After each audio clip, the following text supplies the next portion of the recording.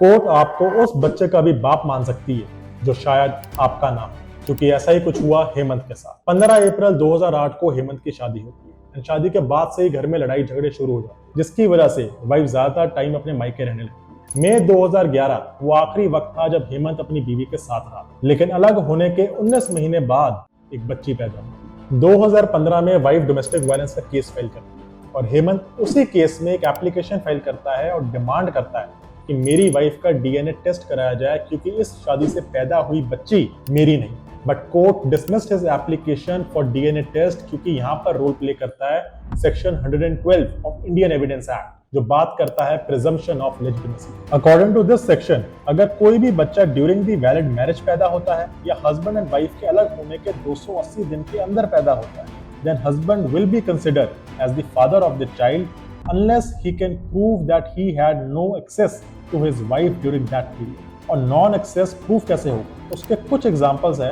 If they are living in a different countries, लड़का jail में है या कोई मेडिकल कंडीशन है that he can't be a father. और इस केस में जस्ट उसका कह देना कि मेरी बीवी कुछ टाइम ही रही थी मेरे साथ डज नॉट मीन कि उसका कोई एक्सेस नहीं था फॉर कोहैबिटेशन। आपके हिसाब से आजकल चीटिंग के सिनेरियो को देखते हुए क्या डीएनए टेस्ट अलाउ कर देना चाहिए अगर हस्बैंड को शक हो या नहीं? अपना जवाब नीचे कमेंट्स में जरूर बताना। Thank you for listening.